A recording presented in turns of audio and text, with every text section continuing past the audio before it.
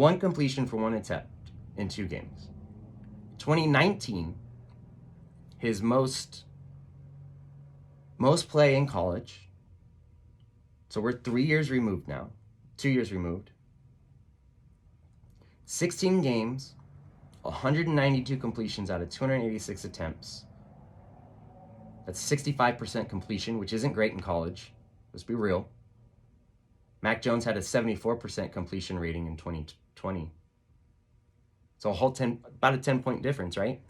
So not great in 2019, but good. Threw for 2,786 yards.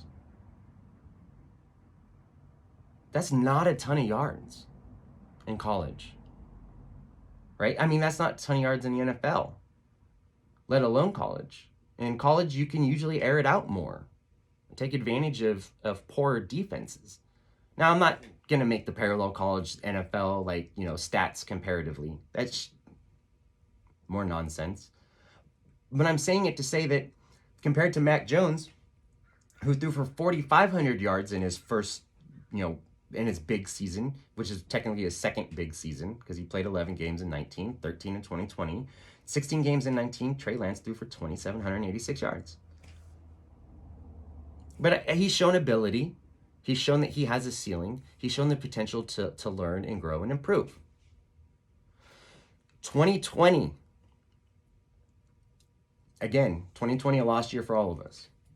No secret. But Trey Lance played 1 game in 2020. What is that? So he basically sat out a year, right? He sat out a full year. And you think he's going to come in 2021 and play meaningful football in the NFL? I don't see it. I don't see it at all. Why? Why 49er faithful in Bay Area media? Why do you see a guy that played 1 game in 2020 at North Dakota State, completed 15 passes out of 30, 50%, for 149 yards? Now, we already said 65% isn't great in college. In his 1 game, he threw for 50%. Jimmy G could never. Now, we've seen Jimmy take chances late in games trying to win and not get the completion percentage that he saw in the first half or in the first 3 quarters even. But Jimmy G, he's good quarterback. He wins you games today that Trey Lance will not win you today. Then every year, every team, their goal is making the playoffs. If you're a good team, your goal is winning the championship. Every league, all major sports, just want to get to the dance for the most part, right?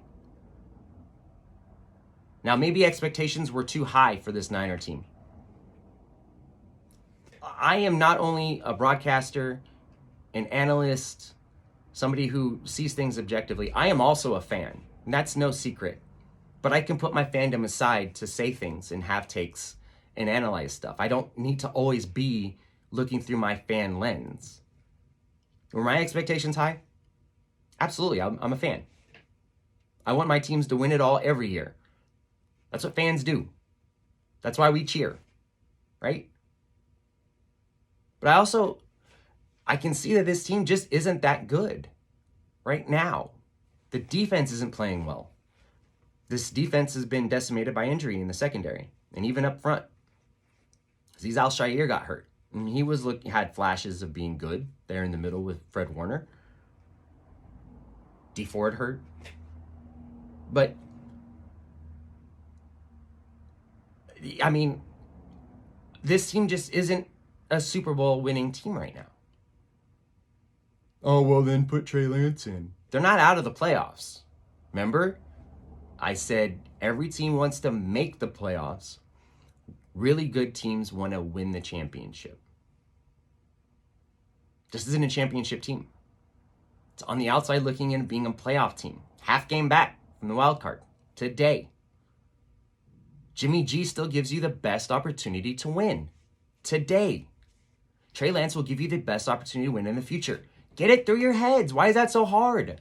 Why? Because you got Bay Area media pounding into your dome on a daily basis, on air, on Twitter, on TV.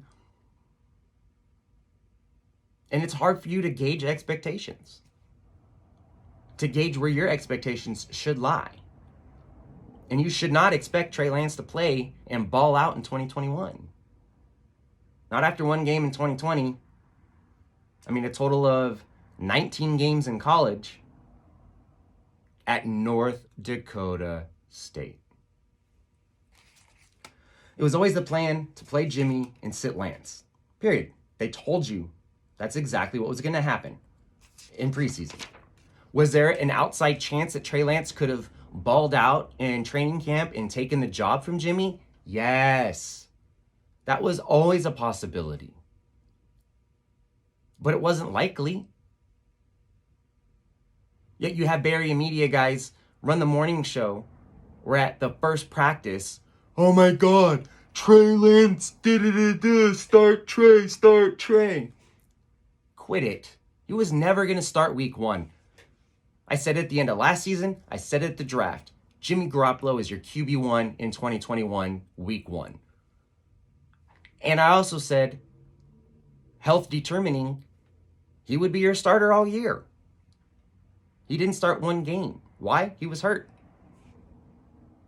Listen to me when I'm telling you things, folks. And I'm not saying that to brag or anything like that. I'm just saying, you need to tune out some of that other noise because it's just noise at this point. It is just noise. We talked a little bit about front offices. Farhan Zaidi winning Executive of the Year. Gabe Kapler winning Manager of the Year for the Giants. Let's talk about the Niners front office and Shanahan. John Lynch. Even Parag Marathe has been getting hate lately. How are you hating Parag? Parag writes the best contracts maybe in football. You might not like them, but there's always clauses and outs and loopholes that benefit the team. You see this. You know this, yet you choose to ignore it. There's nothing wrong with Parag Marathe. Parag Marathe he's a contract writer, similar to my friend in San Francisco. I'm not going to name her name, but she's a contract writer there. I've sat and had many conversations with her. She's fantastic. That gives me an understanding of how the Giants do things, and watching Parag Marathe, even if from a distance, how he does things. He doesn't deserve any criticism right now. At all. In fact, Jimmy, there's an out clause for Jimmy's contract next year, so his money's not on your books if they choose to move on.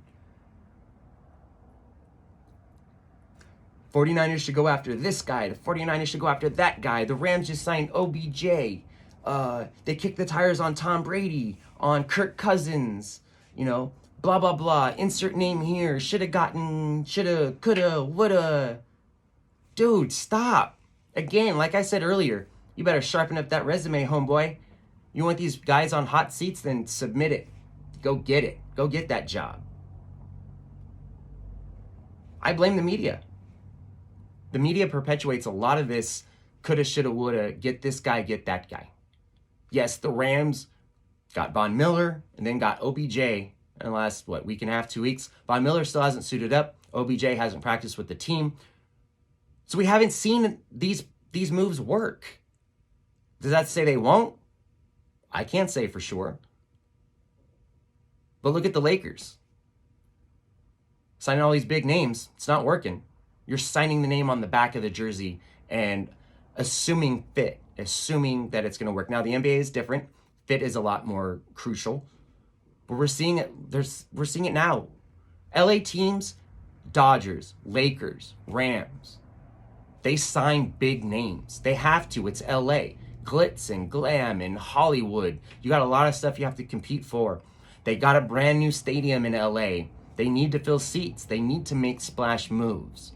But until the Rams win a championship and the Lakers win one outside of a bubble in a pandemic-shortened season, we saw the Dodgers win in a pandemic-shortened season. We also seen them get bounced in the playoffs after basically chasing the Giants all year and then running out of steam. Where were those big names for the Dodgers when it counted? Ghost. So yes, let LA be LA. Let them sign their names. All the names on the back of the jersey, forgetting about that front of the jersey, right? And who knows? The Rams got a really good team this year. They found something in Stafford, something that really works for McVay. And maybe they make a run in the playoffs. I don't know. You don't know. Maybe they do. Maybe it works for them. Maybe Von Miller is Von Miller of old, the 2015 Von Miller. I doubt it, but maybe he is. Maybe OBJ puts his ego aside and learns how to be a team player. But you think that's going to happen in LA? Where it's all about ego and the name on the back? I'm going to get mine. OBJ is not Robert Woods. Robert Woods tore his ACL the same day they signed OBJ. I'm almost wondering if they knew his ACL was torn and they just said he did it in practice that day. I don't put it past that organization to slip one by you. So until it pans out in LA, Niner fans, calm down. Shanahan tells you as much as he can, as much as he wants to, right? But it doesn't mean he's lying to you. It's gamesmanship. He's not going to give you his entire playbook. He's not going to show you all of his cards. He's going to show you the cards you need to know. He's going to tell you who his quarterback is, whether you choose to listen or not. And he's explaining to you exactly what he's doing. It's a red shirt season for Trey Lance. Always has been. And it will be if Jimmy's healthy. It's exactly what they've told you.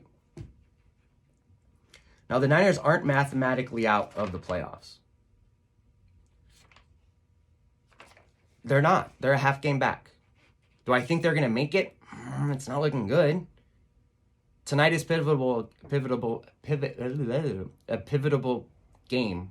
Pivotal. There we go. A pivotal game against the Lambs. I'm feeling pretty good. It is unwarranted optimism. I have zero reason to feel good about this game other than I'm rocking my Shanny hat and I'm rocking with my team because I know the definition of faithful. I know what it means to be faithful to the Bay. FTTB is the hashtag on Twitter. I know what it means. And I'm faithful to my squad. It's all about the name on the front of the jersey, not on the back. I rock with my QB because my coach tells me to rock with him. I rock with my coach because we've seen what he can do with a healthy QB1, a healthy RB1, and a healthy WR1. Takes you to the Super Bowl. Period. Look at the winning percentage he has with Jimmy versus without. Everybody wants to slam Shanahan for his overall record.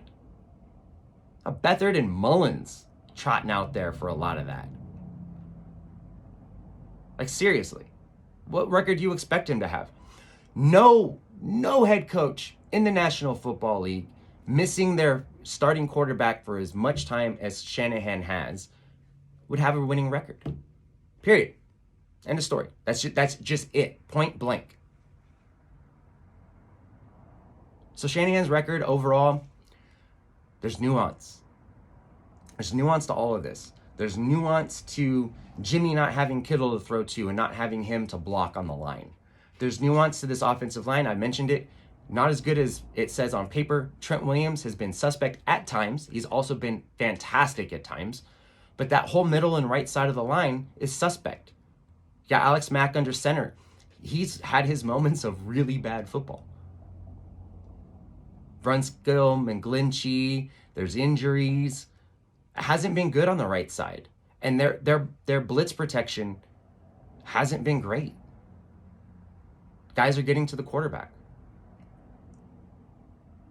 So the Niners play tonight down at Levi's Stadium. They haven't won at Levi's in over a year. The weather's kind of cold. It's not nice out there, right? We'll see if that plays a factor. I don't think it will. I don't think it's supposed to rain. Can't use that as an excuse. I don't know. I have unwarranted optimism about tonight. I'm feeling good.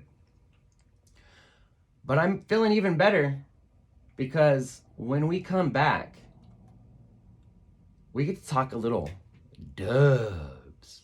Yeah, the Warriors played yesterday against the Hornets. And yeah, they lost. They're 11-2. But we're going to get more into that in just a moment. As we come back on Highly Capable Radio, right after this.